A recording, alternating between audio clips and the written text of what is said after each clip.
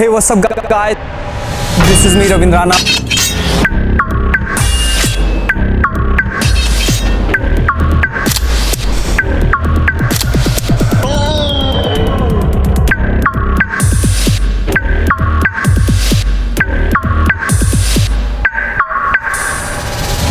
Welcome back to the new video.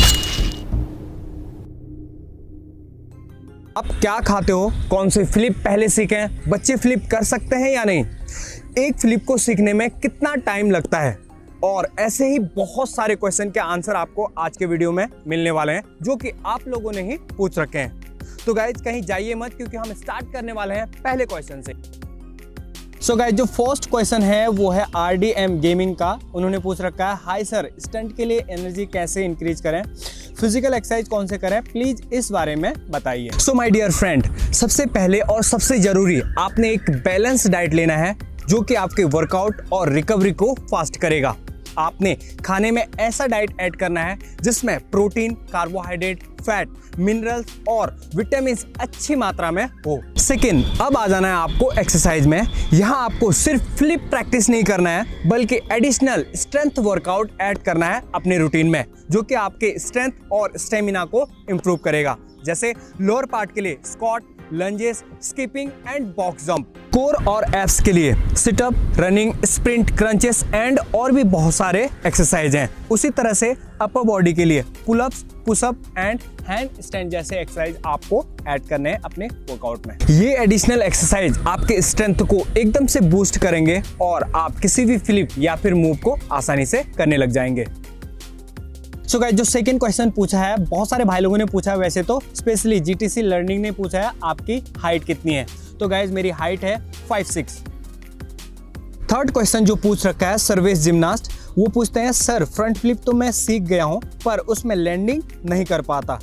तो sir आप जब भी न्यू वीडियो डालोगे तो मेरे क्वेश्चन का आंसर दे देना। तो my dear friend, front flip में एक्सप्लोजिव पावर यूज होता है और आपकी फ्रंट फ्लिप में लैंडिंग अच्छी नहीं आ रही है तो ये 3 गलतियां हैं, उनमें से कोई गलती कर रहे होंगे या फिर ये तीनों गलतियां भी आप कर रहे होंगे जिसके कारण आपकी लैंडिंग अच्छी नहीं आ रही है।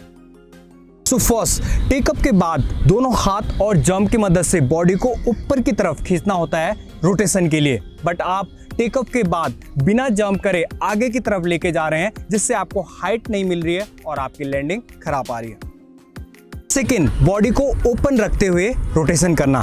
बेसिकली गाइज फ्रंट फ्लिप में टक, जंप के बाद टक करते हुए बॉडी को जितना छोटा पोजीशन होकर रोटेशन करना होता है ताकि रोटेशन स्पीड से हो, लेकिन आप जंप के बाद सीधा बॉडी को डायरेक्ट बिना टक करे रोटेशन कर रहे हैं ओपन बॉडी, जिससे आपको टाइम ज्यादा लग रहा है और आपकी रोटेशन बहुत स्लो हो रही है और आपकी लैंडिंग खराब आ रही है। थर्ड और सबसे इंपॉर्टेंट, एक्सप्लोजिव पावर की कमी। दोस्त, एक्सक्लूसिव पावर ना होने पर आपकी फ्रंट फ्लिप में हाइट नहीं आएगी, जिससे आप रोटेशन अच्छे से नहीं कर पाएंगे और आपकी लैंडिंग इससे भी खराब आ जाएगी।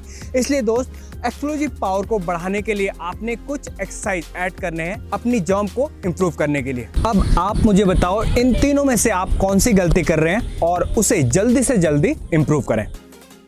तो गाइस बढ़ते हैं फोर्थ क्वेश्चन की तरफ, जो कि पूछा है वाहिद अली ने। वो पूछते हैं, क्या kids under 10 year flip practice कर सकते हैं या नहीं। सो माय डियर फ्रेंड, बिल्कुल अंडर 10 ईयर किड्स प्रैक्टिस कर सकता है फ्लिप की, लेकिन कुछ बातों को ध्यान में रखना है। जैसे एक अच्छे कोच या ट्रेनर के साथ ही प्रैक्टिस करें, अपने आप नहीं। एक अच्छे कोच या ट्रेनर के साथ प्रैक्टिस करने से बेसिक स्किल और टेक्निक स्टार्टिंग से ही वो अच्छे से प्रैक्टिस करेगा, जिससे उसको बाद में कोई प्रॉब्लम नहीं आएगी।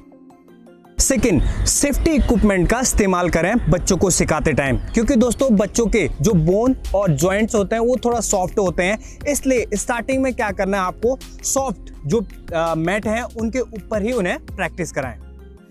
थर्ड, प्रोग्रेसिव ट्रेनिंग देना है उन्हें, ये नहीं कि डायरेक्ट जाके आप फ्लिप सिखाएं उन्हें। प्रोग्रेसिव ट्रेनिंग, पहले बेसिक स्किल, फिर इंटरमीडिएट, फिर एडवांस लेवल में, इस तरह से स्टेप बाय स्टेप आपने जाना है। डायरेक्ट फ्लिप प्रैक्टिस नहीं कराना है, पहले बेसिक जो स्किल है, फंडामेंटल स्किल है, उन्हें पहले प्रैक्टिस कराएं। फाइनल, लिमिटेशन ध्यान में रखते हुए प्रैक्टिस कराना है कि वो 8 साल के हैं, 10 साल के हैं या फिर 12 साल के हैं। 10 साल वाले बच्चे को 20 साल वाले एक्सरसाइज कराएंगे तो नहीं हो पाएगा, इसलिए लिमिटेशन को ध्यान में रखते हुए प्रैक्टिस कराएं। तो गाइस बढ़ते हैं फिफ्थ क्वेश्चन की तरफ। क्या बॉडी बिल्डिंग के साथ स्प्लिट को कंटिन्यू रख सकते हैं, क्योंकि बॉडी बिल्डिंग में मसल स्टिफ हो जाते हैं और स्प्लिट में फ्लेक्सिबिलिटी जरूरी है। सो माय डियर फ्रेंड, बिल्कुल रख सकते हैं। इवन आपने बहुत सारे बॉडी बिल्ड को स्प्लिट के साथ पोज करते हुए भी देखा होगा, लेकिन आपने इसके लिए थोड़ा सा एक्स्ट्रा मेहनत करनी होगी फ्लेक्सिबिलिटी को बनाए रखने के लिए। तो गाइस बढ़ते हैं सिक्स्थ क्वेश्चन की तरफ, जो कि एक भाई ने पूछ रखा है।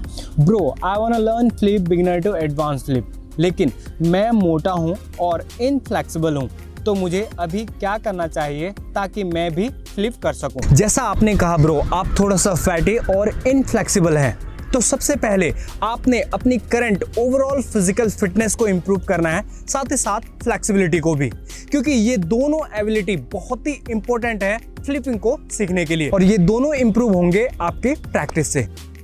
Second, build strength. दोस्त, फ्लिप सीखने के लिए आपको बहुत सारे मूवमेंट में स्ट्रेंथ की जरूरत पड़ने वाली है, जैसे कोर, शोल्डर और लोअर पार्ट। इसके लिए आप बेसिक एक्सरसाइज जैसे push up, sit up, lunges, box jump या स्किपिंग से स्टार्ट कर सकते हैं, जो कि आप घर में भी प्रैक्टिस कर सकते हैं।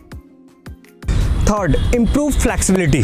माय डियर, जिम्नास्टिक या फिर फ्लिपिंग फ्लेक्सिबिलिटी के बिना कंप्लीट नहीं होता है, इसलिए आपने शोल्डर, बैक, हिप्स या फिर अपनी हैमस्ट्रिंग के लिए डेली रूटीन में एक्सरसाइज, स्ट्रेचिंग एक्सरसाइज को ऐड करना है, जिससे आपकी फ्लेक्सिबिलिटी बढ़ेगी और आप जल्दी से फ्लिप सीखेंगे।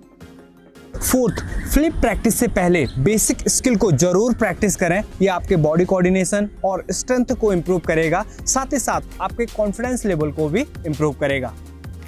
फाइनल, एक अच्छे कोच या फिर ट्रेनर को जरूर लें जो आपकी मदद करे और प्रैक्टिस को कंटिन्यू और प्रोग्रेसिव मोड में रखें। तो गाइस बढ़ते हैं सेवंथ क्वेश्चन की तरफ। सबसे फेमस और सबसे ज्यादा पूछे जाने वाला जो सवाल है वो है, कितने दिन में हम फ्लिप सीख सकते हैं। तो गाइस, आप सभी लोगों के लिए मेरा एक ऑनेस्ट रिप्लाई है। सो ये डिपेंड करता है आपके फ्लिप और फिजिक पे, कितना हार्ड फ्लिप आप सीख रहे हैं और आपकी फिटनेस, आपकी जो फिजिक है वो कितनी अच्छी है। जितना अच्छा आपका फिजिक होगा, जितना अच्छा आपका फिटनेस लेवल होगा, उतनी ही जल्दी आप किसी भी फ्लिप को सीख पाएंगे। बट नॉर्मली अगर आपकी फिजिक थोड़ी सी अच्छी है तो जो बेसिक फ्लिप हैं उनको आप 3 से 5 महीने में सीख सकते हैं, जैसे cartwheel, butterfly, back hand spring, kip up और भी बहुत सारे जो बेसिक फ्लिप हैं उन्हें आप 3 से 5 महीने में अच्छी तरह से सीख सकते हैं। अगला जो क्वेश्चन आ रखा है वो है इजी फैक्ट। वो लिखते हैं, I usually have to start all over again after I get sick. What should I do so that I get sick less and in my mind mostly fear work, saying that I could not learn anything about gymnastic. It has been almost 1 year 6 months. Please tell me the reason for this.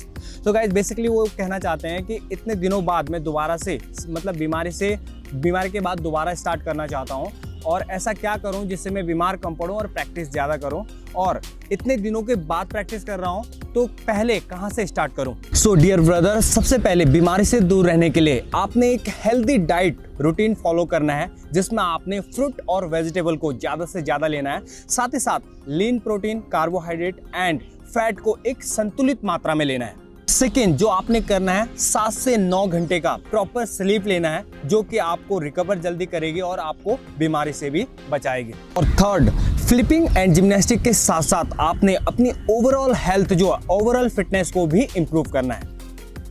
Flip को छोटे छोटे part में divide करके step by step सीखना है। For example के लिए, अगर आपको फ्रंट फ्लिप सीखना है तो फ्रंट फ्लिप से पहले आपने जाके front roll, dive roll, handspring और उसके बाद टक जंप सीखना है। उसके बाद जाके आपने क्या करना है, फ्रंट फ्लिप को अटेम्प्ट करना है। इसी तरह से जिस भी फ्लिप को, जो भी एडवांस वाली फ्लिप सीखना चाहते हैं, उसके बेसिक होते हैं, उन्हें छोटे छोटे पार्ट में डिवाइड करके एक एक करके सीखें। उसके बाद लास्ट तक जाते जाते आपका जो कोऑर्डिनेशन बन जाएगा, उसके बाद उसको कंबाइन करके एक साथ प्रैक्टिस करें। और इसके बाद भी अगर आपका डर नहीं जा रहा है तो फिर आपने एक अच्छे से ट्रेनर को हायर करना है और उसके साथ प्रैक्टिस करना है। और लास्ट, आपने बोला 1.5 साल से, लगभग 1.5 साल से आपने प्रैक्टिस नहीं कर रखा है। तो दोस्त, इसीलिए आप नहीं सीख पा रहे, क्योंकि आप कंसिस्टेंट नहीं हो। एक हफ्ता प्रैक्टिस करके एक हफ्ता छोड़ देते हो, कहां से फिर फ्लिप सीखोगे। इसलिए आपने जो पहला चीज करना है यहां से स्टार्ट करने के बाद, वो है कंसिस्टेंट, मतलब लगातार आपने प्रैक्टिस करना है। सो गाइस, अगला जो क्वेश्चन है वो है पॉपुलर हैकिंग। वो लिखते हैं, रविंद्र राणा, आप अपने डाइट के डेली रूटीन के बारे में बताइए प्लीज प्लीज प्लीज। ब्रो उसके ऊपर वीडियो बनाए। ओके, मैं यही चाहता हूँ, प्लीज़ ओके ब्रो, इग्नोर मत करना। So my dear friend, detail में वीडियो तो मैं बाद में बनाऊंगा, उससे पहले मैं फटाफट से बता देता हूँ आपको सुबह से शाम तक क्या क्या खाता हूँ। सबसे पहले ब्रेकफास्ट में 4 से 5 अंडे, 2 brown bread with peanut butter और 1 ग्लास मिल्क। सेकेंड जो स्नैक्स लेता हूँ मैं वो 10 से 11 के बीच में रहता है और वो रहता है ड्राई फ्रूट, जिसमें काजू, बादाम, ग्रीन मूंग और चना रहता है। मोस्टली यही रहता है, कभी कभी चेंज हो जाता है। और सभी चीज को 15 से 20 ग्राम भिगो लेता हूँ, उसके बाद वो स्नैक्स के रूप में खाता हूँ मैं। नेक्स्ट जो हमारा लंच है, जो सभी करते हैं नॉर्मली, चावल, दाल, रोटी, सब्जी और सैलाड।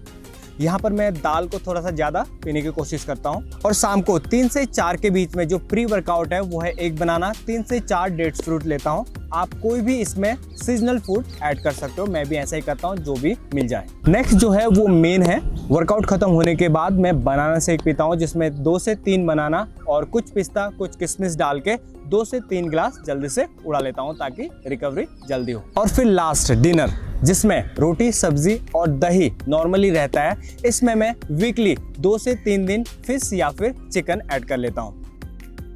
फाइनल क्वेश्चन, बहुत सारे लोग पूछते हैं आप कहाँ से हो, तो भाई मैं हूँ उत्तराखंड से। सो गाइज, ये थे आप लोगों के ही क्वेश्चन जिन्हें आंसर करने में मुझे बहुत मजा आया। और भी अगर आपके कोई क्वेश्चन है तो कमेंट बॉक्स में जरूर बताएं, और वीडियो कैसा लगा जरूर बताएं, वो भी कमेंट बॉक्स में। अगर चैनल पर नया है तो चैनल को जल्दी से सब्सक्राइब कर लें, बेल आइकन दबाना ना भूलें ताकि ऐसे ही वीडियो आपको जल्दी से मिल पाए। वीडियो देखने के लिए और हमारे साथ बने रहने के लिए थैंक यू, बाय बाय।